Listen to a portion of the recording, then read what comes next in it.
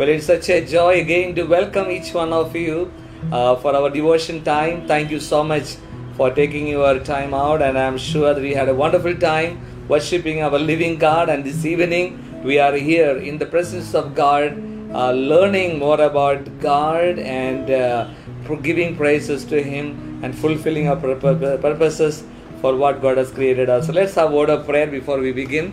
Heavenly Father, we surrender our lives to you. Pray that you would minister to all of us, everyone who is going to be tuned in, Lord, tonight. I pray that you would touch every family, every heart, and every life. We give you the glory. In Jesus' name I pray. Amen. Amen.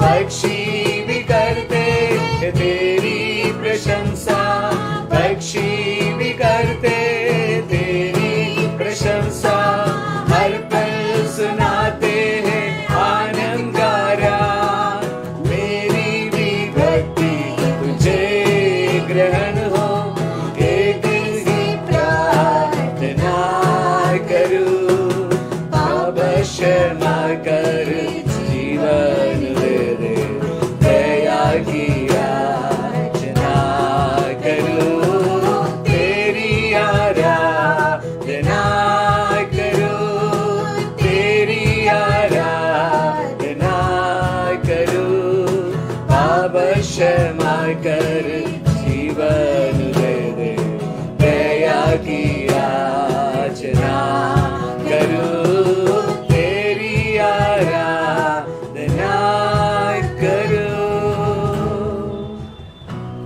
Amen. May this be our prayer that God make me an instrument of worship. और यही हमारी प्रार्थना हो जाने दे कि परमेश्वर मुझे तो एक ऐसा यंत्र बना कि मैं तेरी आराधना और महिमा करने वाले हो And जाऊं. so many of you are already there. Thanks for joining. God bless each one of you.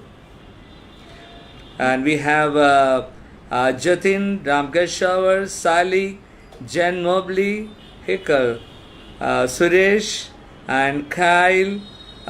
Thank you all for joining. Eric, you have Krishna, Mona Singh, Hira Lal, and so many of you. Manveer, Arjinder, Thank you and God bless you all. और परमेश्वर आप सबको बहुत आय से आशीष को दे। Well, tonight we continue with our series or the study on why we are created, what is the purpose of our life. और हम आज अपने अध्ययन को जारी रखेंगे जिसमें हम ये सीख रहे हैं कि हमें क्यों रचा गया है और हमारे जीवन का मकसद क्या है। In our last lesson we learned that God has created us to glorify God. और पिछले दिन में हमने ये सीखा कि परमेश्वर हमें बनाया है कि हमारे जीवन के द्वारा महिमा को ले। So every creature, everything that is created glorifies God, and God has created human being, us also, in order to glorify Him. अब इस संसार में जितनी भी सृष्टि है, सारी सृष्टि को परमेश्वर ने बनाया है उसकी महिमा करने के लिए, और हमें भी प्रभु ने इसलिए रचा है, इसलिए रखा है कि हम अपने जीवन के द्वारा उसको महिमा दे पाए। So today we are going to trying to understand how can we glorify God. और आज के दिन हम सीखेंगे कि हम कैसे परमेश्वर को महिमा दे सकते हैं। And we know that God created us to glorify Him. और हम जानते हैं कि परमेश्वर ने बनाया है कि हम उसको महिमा देने के And we लिए। know that all of us want to do what God created us to do. और हम सब जानते हैं हम कैसे परमेश्वर को क्या आराधना, कैसे महिमा देना है। So Jesus said while He was on this earth, और जब प्रभु यीशु मसीह इस धरती पे थे उन्होंने इस प्रकार से कहा, in John chapter 17 verse 4, और यूहन्ना उसकी 17:4 में He said, I brought glory to you here on earth by doing everything you told me to do.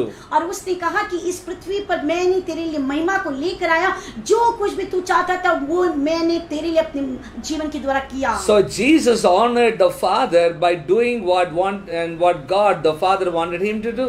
और प्रभु यीशु मसीह ने परमेश्वर को आदर देने के लिए परमेश्वर के द्वारा किए गए सारी बातों को देखकर उसको महिमा दी। And we can honor God the same way. और इसी रीति से हम भी परमेश्वर को दे सकते हैं। You know, for the way the God has created us, let's do what God has created us for, and that brings glory to God. और जिस मकसद के लिए प्रभु ने हमें बनाया है और जिसके लिए रखा है उसको करते हुए उसको महिमा दे के हम उस अपने जीवन के मकसद को पूरा करें। Birds can bring glory to God by flying, by nesting, by singing, and all those that bring glory to God. और हम सब जानते हैं कि जो प्रभु के द्वारा रचा गया जो पक्षियां हैं वो पक्षियां भी परमेश्वर की महिमा करती हैं अपने चहचहाने के द्वारा, अपने घोंसले को बनाने के द्वारा और अपने उड़ने के द्वारा। Even the lowly ants bring glory to God by doing what it is created for. और हम सब जानते हैं कि जो चींटी भी जो अपने मकसद को पूरा करते हुए परमेश्वर के नाम की महिमा को देती हैं। One of the church fathers, Saint Irenaeus, said that the glory of God is a human being fully alive. और फिर एक जो इतिहास की जो कलीसिया की इतिहास वो पिता ने इस प्रकार से कहा कि मनुष्य को रखा गया है, जीवित रखा गया है कि उसको महिमा देने के लिए। You know, a man can bring glory to God by being alive on what He's created for. Just do what God has created him for. और मनुष्य जिसको बनाया गया, रचा गया है, वो अपने जीवन के द्वारा परमेश्वर को महिमा देके अपने जीवन को जी सकता है। There are 5 ways we are going to look at how we can bring glory to God. और हम देख सकते हैं कि 5 जो तरीके हैं जिसके द्वारा हम परमेश्वर को महिमा दे सकते हैं। You know, that we are fulfilling our purpose. और जिसके द्वारा हम अपने जीवन के मकसद को पूरा कर सकते हैं। So through the rest of our classes in this journey of purpose driven life, we'll be looking elaborately into this, but in this lesson we are trying to understand in a summarized manner why God has created us and how can we bring glory to God. और हम अपने पूरे अध्याय में हम जब अध्ययन करेंगे हम इसको विस्तार में सीखेंगे, लेकिन आज हम देखेंगे कि परमेश्वर ने हमें जो रखा है उसको हम कैसे महिमा दे सकते हैं और किस रीति से दे सकते हैं। So if you are taking down notes, it is good that you'll be able to write down the 5 things that can bring 5 ways we can bring glory to God. और यदि आप अपने अध्ययन के नोट को तैयार कर रहे हैं, आप लिख सकते हैं कि हम किस प्रकार से 5 तरीके से परमेश्वर को महिमा दे सकते हैं। First of all, we can bring glory to God by worshiping Him. और सबसे पहले तरीका है परमेश्वर को महिमा देने का, वो है उसको आराधना के द्वारा। Worship is our first responsibility to God. और फिर हमारे जीवन का सबसे प्राथमिक मकसद ये है कि परमेश्वर को आराधना देना। And how do we worship God? We worship God by enjoying Him. और हम कैसे प्रभु को आराधना दे सकते हैं? उसमें आनंदित होकर हम उसको प्रभु को महिमा दे सकते हैं। And we all know about C.S. Lewis, a great author. He said, in commanding us to glorify Him, God is inviting us to enjoy Him.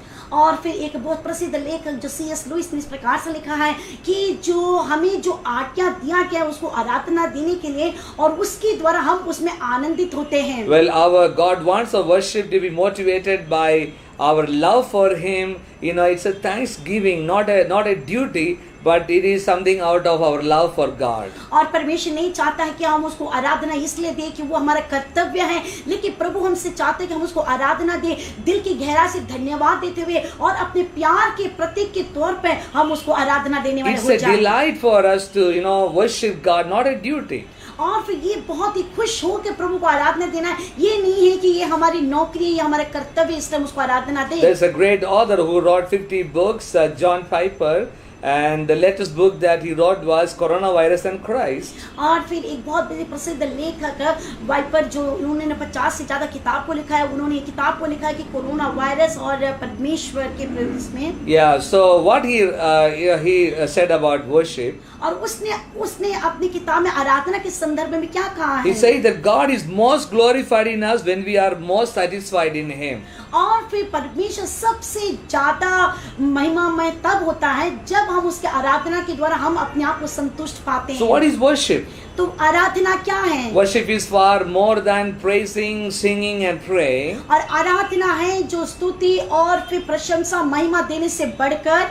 But worship is a lifestyle that enjoying God, loving Him, and giving honor to God through our life. लेकिन आराधना वो है कि हम अपने जीवन की पूरे जीवन के द्वारा, अपने आनंद के द्वारा, उसकी खुशी के द्वारा और फिर शांति के द्वारा और जीवन में आनंद को लेते हुए उसको महिमा और आराधना देना। And allowing God to use us for His purposes. और उसे अनुमति देना कि हमारे जीवन के द्वारा वो अपनी महिमा को लेने पाए। And when you allow God to use us for His purposes, it brings glory to Him, and it's a form of worship. और जब आप अनुमति देते हैं कि परमेश्वर आपके जीवन के द्वारा महिमा को ले, आराधना को ले, तो वो उसको जीवन को महिमा देती है। In Romans chapter 6 verse 13 it says, और रोमियो 6 के 13 में इस प्रकार से लिखा है, use your whole body as a tool to do what is right for the glory of God. और उसमें लिखा हुआ है कि अपने पूरे शरीर को एक ऐसे औजार के रूप में इस्तेमाल करो जो परमेश्वर को आराधना देने वाली हो जाए। So we are created to bring glory to God.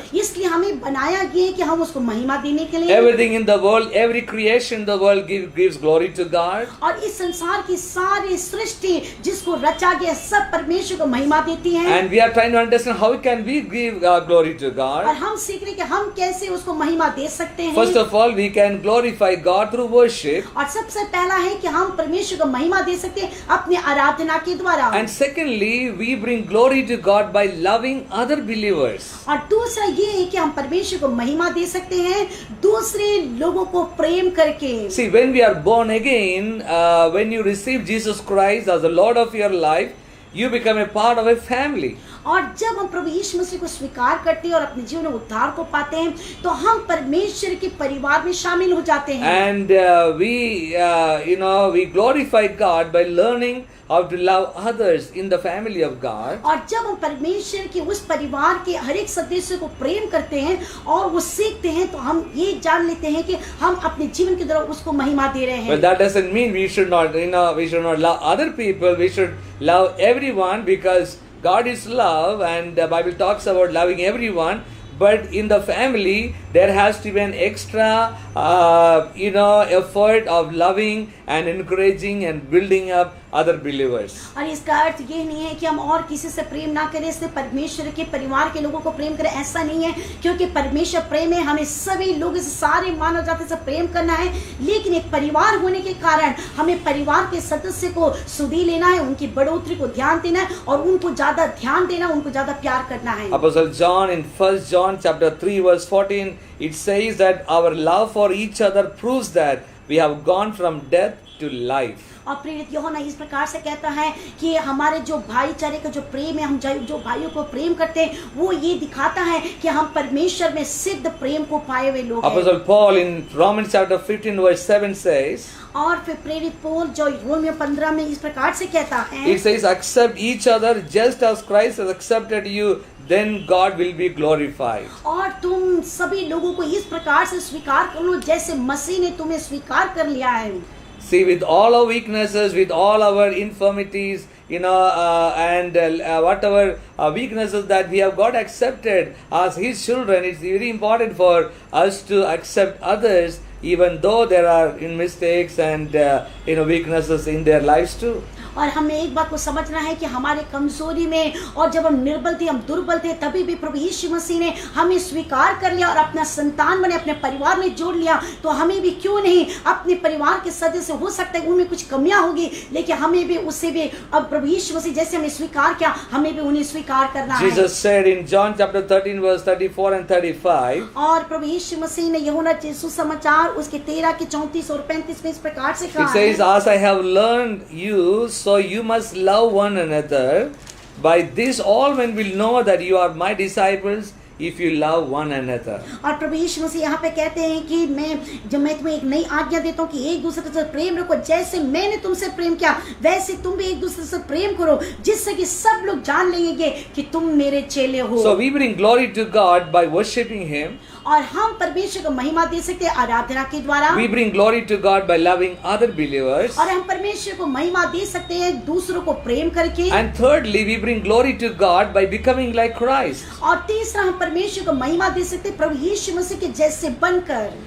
See, once we are born into the family of God, और जब हम प्रभु यीशु मसीह के परिवार में जन्म लेते हैं, it's like a child taking birth into a family. और ये इस प्रकार से कि एक शिशु एक परिवार में जन्म लेता है। And we would love to see that child grows. और हम सब चाहते हैं कि वो शिशु बढ़ोतरी को पाए। In the same manner, God wants us to grow into maturity. और इसी प्रकार से परमेश्वर चाहता है कि हम भी उसके परिवार में बढ़ोतरी को पाने वाले हो जाएं। What does it mean? उसका अर्थ क्या है? So it means that we becoming like Jesus Christ in our thinking, in our feelings and in our actions. और इसका अर्थ ये है कि हमें भी प्रभु यीशु मसीह के जैसे होना है, जिस प्रकार से प्रभु यीशु मसीह सोचता है, कि जिस प्रकार से प्रभु यीशु मसीह कार्य करता देखता है, वैसे प्रभु यीशु मसीह के स्वभाव को हमारे जीवन में लेना है। The more like you become Jesus Christ, the more glory you bring to God. और जितना ज्यादा हम प्रभु यीशु मसीह के जैसे बनते हैं, उतना ज्यादा हम परमेश्वर को महिमा देते हैं। In 2 Corinthians chapter 3 verse 18 it says, और दूसरा कुरिन्थियों 3 के 18 में इस प्रकार से लिखा है, the Spirit of the Lord works within us, we become more and more like Him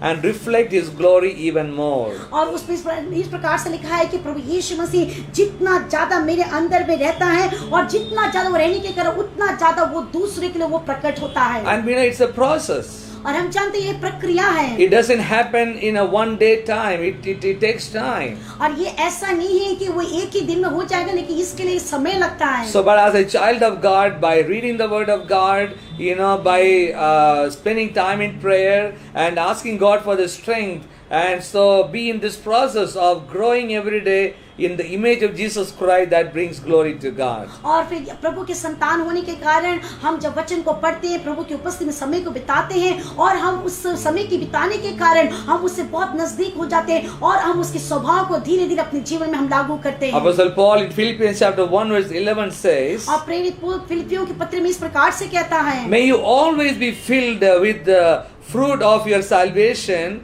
those good things that are produced in your life by Christ Jesus, for this will bring much glory and praise to God. और वो इस प्रकार से कहता है कि मेरे जो जीवन है प्रभु यीशु मसीह का फल वो इतना ज्यादा आने दे, जिसके द्वारा मेरे जीवन के द्वारा उस आत्मिक फल बाहर में उत्पन्न हो पाए। So we are created to bring glory to God. इसलिए हमें बनाया गया है कि हम उसके नाम को महिमा लाने के लिए। That is the purpose of our life. वही हमारे जीवन का मकसद है। And we are trying to understand how can we do that. और हम ये सीख रहे हैं हमें कैसे कर सकते हैं। So we can do that by worshiping God. और हम कर सकते हैं कि आराधना के द्वारा उसको महिमा दे सकते हैं। And we can bring glory to God by loving other believers. और हम दूसरे विश्वासी भाइयों को प्रेम करके हम उसको महिमा दे सकते हैं। And then we can bring glory to God by becoming like Jesus. और हम परमेश्वर को महिमा दे सकते हैं प्रभु यीशु मसीह के स्वभाव को अपने जीवन में अपनाकर। And fourthly, we can bring glory to God by serving others with our gifts or talents. और चौथी बात है कि हम परमेश्वर को महिमा दे सकते हैं अपने हुनर के द्वारा, हम दूसरों को सेवा देकर। See, each of us are uniquely created by God with gifts and talents and abilities, that the Lord has blessed all of us with. और हम सब प्रत्येक व्यक्ति को परमेश्वर ने एक बहुत ही खास तरीके से विशेष रूप से बनाया है, अलग अलग वरदान और हुनर के द्वारा। So it is not an accident that you are wired the way that God has wired you. और फिर ये नहीं कि आप दुर्घटना वंश आए हुए, लेकिन परमेश्वर ने आपको मकसद के साथ रखा है। And God has not given our abilities and talents for selfish purposes, but God wants us to use it for His glory. और परमेश्वर ने हमें इसलिए नहीं रखा है कि हम अपने स्वयं की इच्छा के लिए, अपने स्वार्थीपन के लिए जीवन को जिए, लेकिन परमेश्वर ने अपने मकसद के लिए हमें इस पृथ्वी पर रखा है। In 1 Peter 4 verse chapter 4, 10 and 11 talks about it. और पहला पत्रोस उसके 4 4 के 10 और 11 में इस प्रकार से लिखा है। It says, God has given gifts to each of you from His great variety of spiritual gifts. Manage them well so that God's generosity can follow through you. Are you called to help others? Do it with all strength and energy that God supplies. Then God will be given glory. और उसमें इस प्रकार से लिखा है कि जिसको परमेश्वर ने वरदान दिए नाना प्रकार के अनुग्रह भले भंडारी के समान एक दूसरे की सेवा करने के लिए हैं, जिससे कि हम अपने सामर्थ्य के द्वारा परमेश्वर को हम उसको महिमा दे सके। And fifthly, we can bring glory to God by telling others about Jesus. और जो पांचवा जो परमेश्वर को महिमा दे सकते हैं दूसरों को प्रभु यीशु मसीह के बारे बताकर। See, God doesn't want His love that He has shown for us to be kept as a secret. और परमेश्वर नहीं चाहता है कि जो प्रेम उसने हमें दिया है, हमें दिखाया है, वो हम अपने तक ही सीमित रखें और उसको हम छिपा कर रखें। Once we know the truth, we need to share it to others. और जब हम सच्चाई को जान लिए हैं, ये हमारी जिम्मेदारी होती है हम दूसरों को ये बातें बताएं। Just imagine that, it's an imagination that, you found out the vaccine for coronavirus. और ये कल्पना है, आप कल्पना करके देखिए कि यदि आपने कोरोना वायरस जो महामारी है उस बीमारी के लिए आपने वैक्सीन को ढूंढ निकाला है। And then the whole world is suffering. Many, thousands are dying because of that. And if you keep it just for yourself and your family, it is not good. There is a remedy that you found, and it's important that we need to share it and give it to others so that they can be saved. और जब पूरे संसार इस महामारी से बीमारी से ग्रस्त है और जब हम एक वैक्सीन को ढूंढ निकालते हैं और हम सिर्फ उसको अपने परिवार के लिए और अपने तक सीमित रखते हैं, तो ये अच्छी बात नहीं है। हमें क्या करना है, दूसरों को मदद करके उसको दूसरों तक पहुंचाना है। We know that the whole world is dying in sin. और हम सब जानते हैं कि पूरा संसार पाप के द्वारा मृत्यु की ओर जा रहा And we है। know that there is no other way but only Jesus is the way of salvation. और हम सब जानते हैं कि पाप से उद्धार देने के लिए और कोई मार्ग नहीं, सिर्फ प्रभु यीशु मसीह के द्वारा हम पाप से क्षमा को प्राप्त कर And सकते you हैं। know that truth. और आप इस सच्चाई को जानते So हैं। I and you are supposed to share it with other people and give them this message of salvation that they can also receive, that they will have an eternal life. और इसलिए मेरी और आपकी जिम्मेदारी होती है, जो सच्चाई को हमने जाना वो अपने तक सीमित ना रहकर दूसरों को भी दे, जिससे कि वो लोग भी इस उद्धार को और जीवन को प्राप्त कर सके। The Bible talks about it in 2 Corinthians chapter 4 verse 15. और दूसरा कुरिन्थियों 5 के 15 में इस प्रकार से कहा गया है। Says, as God's grace will bring more and more people to Christ, God will receive more and more glory. और जो प्रभु यीशु मसीह के और नजदीक हम जितने ज्यादा लोगों को लेकर आते हैं, उतने ज्यादा लोगों के द्वारा उसको और ज्यादा महिमा मिलती है। Our purpose is to glorify God. और हमारा जो जीवन का मकसद ये है कि हम परमेश्वर को महिमा देने वाले So हैं। tonight we have seen 5 ways how we can bring glory to God. और आज शाम के समय हमने देखा कि 5 तरीके जिसके द्वारा परमेश्वर को महिमा दे सकते हैं। Now the question is, what will you live for? और ये है सवाल उठता है कि हम क्यों जीवित हैं? Will you live your life, the rest of your life, to glorify God? और क्या हमारा बाकी का जो जीवन है हम परमेश्वर की महिमा देने के लिए है? But that requires the change of priorities of our lives. और जब हम ऐसे करते हैं तो हमारे जीवन के जो मकसद का उद्देश्य है वो पूरी तरह प्राथमिकता बदल जाती है। Our schedules, our relationships, everything can be changed to fit in, to this purpose that God has created us for, that we can bring glory to Him. और जब हम समझ जाते हैं परमेश्वर के द्वारा रखा गया मकसद हमारे जीवन में क्या है, उसको महिमा देना है, जब हम उसको समझ जाते हैं तो हमारा सब सोच विचार और हमारे जो कार्य प्रणाली और हमारे रिश्ते संबंध सब कुछ बदल जाता है। It is not an easy path, it's a difficult path. और ये जो एक आसान रास्ता नहीं, कठिन मार्ग है। See, Jesus came to this world to be crucified, to bring salvation to the world, and He did it. It was not an easy thing, but He did it to glorify God. और प्रभु यीशु मसीह संसार में क्रूस की मृत्यु को सह लिया। ये कोई आसान बात नहीं था, लेकिन उसने ऐसा इसलिए किया कि परमेश्वर की जो इच्छा थी, परमेश्वर जो मकसद अपने जीवन में पूरा करने के लिए। In the Gospel of John, Jesus cries out to the Father. और यूहन्ना रचित सुसमाचार में प्रभु यीशु मसीह पिता से इस प्रकार से कहता है। It says, my soul has become troubled, and what shall I say? Father, save me from this hour. But for this purpose I came to this hour.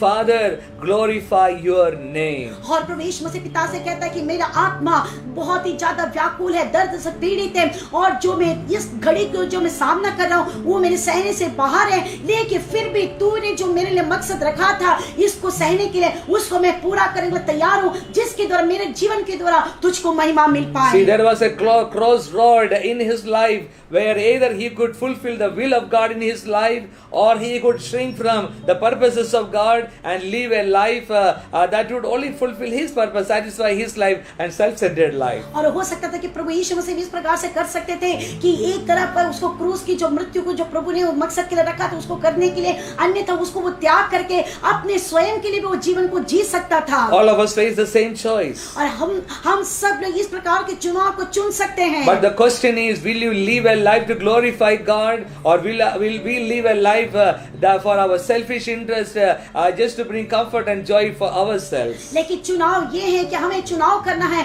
कि क्या हम परमेश्वर के द्वारा रखे हुए मकसद के द्वारा उसको नाम की महिमा देने वाले हैं, या फिर अपनी स्वयं की इच्छा, अपने स्वार्थपन के लिए हम जीवन को जीने वाले हैं। The question is, who are we going to live for ourselves or for God? और सवाल ये उठता है कि हम अपने जीवन को अपने मकसद के लिए जी रहे हैं, या परमेश्वर के मकसद जो रखा गया उसकी महिमा के लिए, उसके लिए जीवन को जीना चाहते हैं। You may wonder, like, where will I get that strength from? और आपको शायद इस प्रकार से मन में विचार आ रहा होगा, मैं इसके लिए कहां से सामर्थ्य को प्राप्त How will we करूंगा, able to do that? और मैं इसे किस प्रकार से पूरा कर पाऊंगा। But I want to promise you that God will give you that strength so that you can bring glory to God in everything that we do. लेकिन मैं आपसे वायदा करता हूँ कि परमेश्वर है जो आपको सामर्थ्य देगा उसके मकसद को पूरा करने के लिए और उसके नाम की महिमा को देने के लिए। See, so tonight God is inviting all of you to respond to Him by saying, God, I want to glorify your name in and through my life. और आज रात्रि काल को परमेश्वर चाहता है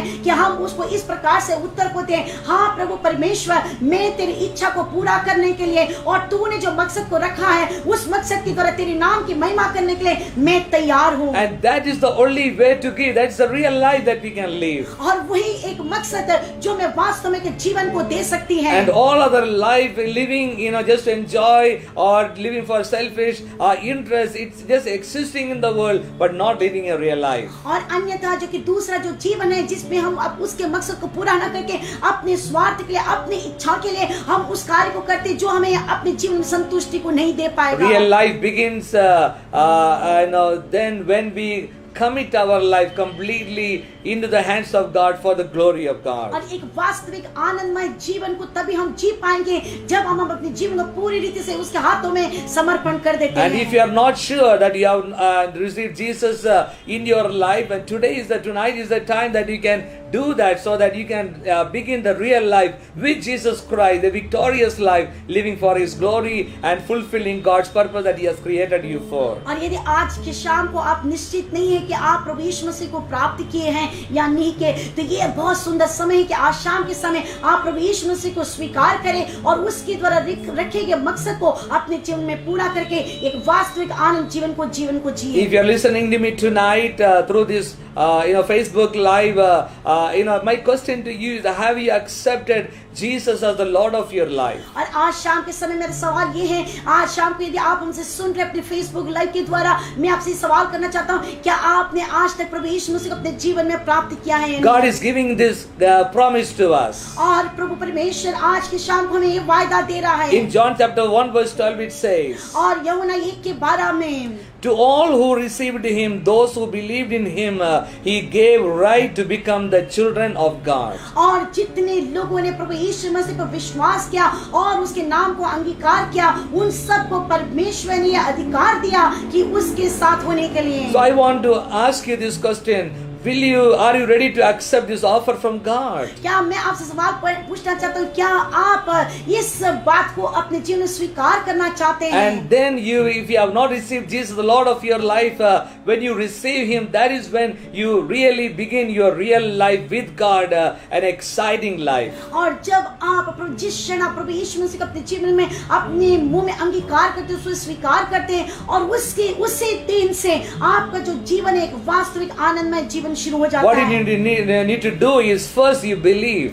और उसके लिए क्या करना है? सबसे पहले उस पर प्रभु यीशु मसीह पर विश्वास करना है। Believe that God loves you and made you for His purposes. और ये विश्वास करना है कि परमेश्वर ने आपको रचा है और फिर वो आपको प्रेम करता है और एक मकसद के लिए आपको बनाया है। Believe that you are not an accident. और ये विश्वास करना कि आप दुर्घटनावश ये संसार में नहीं आए हैं। And believe that you are made to last forever. और ये बात पर विश्वास करने कि आपको हमेशा हमेशा के लिए बनाया गया है। Believe that God has chosen you to have a relationship with Jesus Christ who died for you on the cross. और ये विश्वास करना है कि प्रभु यीशु मसीह जो क्रूस पर मरा है उसके द्वारा संबंध को स्थापित करने के लिए वो उस पर आपको विश्वास करना है। Believe that whatever you have done, God is ready to forgive you completely. और फिर इस बात पर विश्वास करना है कि जो भी पाप आपने किया है और फिर उस पाप को प्रभु यीशु मसीह आप जब उसे स्वीकार करेंगे तभी उसे पूरी तरह से क्षमा कर देगा। So first you must believe. और सबसे पहली बात आपको विश्वास करना है। And secondly receive. और दूसरा है कि ग्रहण करना। Receive Jesus in your life प्रभु यीशु मसीह को अपने जीवन में ग्रहण करना। as your Lord and Savior. अपने जीवन का मुक्तिदाता प्रभु करके। Receive your forgiveness for your sins. और अपने पाप से उस क्षमा को प्राप्त करना। Receive the Holy Spirit who gives you power to fulfill your purposes. और उस पवित्र आत्मा को प्राप्त करना जो आपको सामर्थ्य देता है। In John chapter 3 verse 36 it says, यूहन्ना 3:36 में इस प्रकार से लिखा है। says whoever accepts and trusts the Son gets on everything life complete and forever. और जो कोई प्रभु यीशु पर विश्वास करता है उसे स्वीकार करता है उसको प्रभु यीशु मसीह पूरा तरह से एक जीवन को देता है। And wherever you are, if you want like to receive Jesus in your life, I want you to just bow your heads and close your eyes. आप जहाँ कहीं भी यदि आज आप प्रभु यीशु मसीह को स्वीकार ग्रहण करना चाहते हैं आप अपने सिर को झुकाएं और प्रार्थना में जाएं। And pray this prayer with us. और आप इस सरल सी प्रार्थना को करें। Jesus, I believe in you. और प्रभु यीशु मसीह मैं आप पर विश्वास करता हूँ। And Jesus, I receive you as the Lord and Savior of my life. और प्रभु यीशु मसीह मैं आपको ग्रहण करता हूँ अपने जीवन का प्रभु होकर। I am a sinner. I made mistakes in my life. और मैं पापी हूँ और मैंने अपने जीवन में गलतियाँ की हैं। But thank you, Jesus, for coming down and becoming a human being and dying for me on the cross of Calvary. धन्यवाद प्रभु यीशु मसीह मेरे खाते तू मनुष्य का रूप लेकर संसार में आया और फिर मेरे कारण तूने क्रूस पर मारा गया। I believe in you and I receive you tonight. और मैं तुझे विश्वास करता हूँ और तुझे ग्रहण करता हूँ। In Jesus' name. यीशु मसीह के नाम से। Amen. Amen. So if you have prayed that prayer tonight, और यदि आपने इस प्रकार की प्रार्थना आज रात को की है, congratulations, welcome to the family of God. और आपको बधाई और आपको हम मसीह के परिवार में निमंत्रण देते हैं। And now you are ready to do this journey of discovering what God has created you for. और अब आप इस यात्रा में जुड़ गए हैं इसको खोज निकालने के लिए कि परमेश्वर ने आपके जीवन के लिए क्या मकसद को रखा So है। if you received Jesus tonight, I want you to tell somebody about it. और फिर यदि आपने प्रवेश में इसका स्वीकार किया है तो आप इसकी परखने को करें। Tell somebody about it. So tell somebody about that. They say that I received Jesus in my life. और आप दूसरों को बताएं कि प्रभु यीशु मसीह को मैंने स्वीकार किया ग्रहण किया है। And and begin this journey with God. और परमेश्वर के साथ अपनी यात्रा को शुरू कर दें। Thank you and God bless you. परमेश्वर आपको आशीष दे। धन्यवाद। We'll be praying for you in a short while before they will sing a praise God for a short song, chorus, and then we'll come back for time of prayer. Be there. God bless you. Praise God. Amen. Jesus. Hallelujah.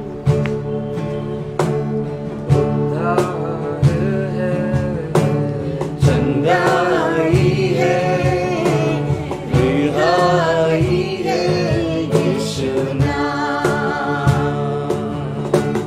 उद्धारी है, चंगाई है, रिहाई है, यीशु नाम।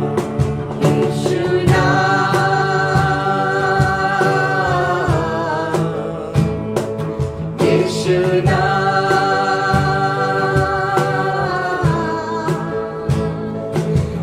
यीशु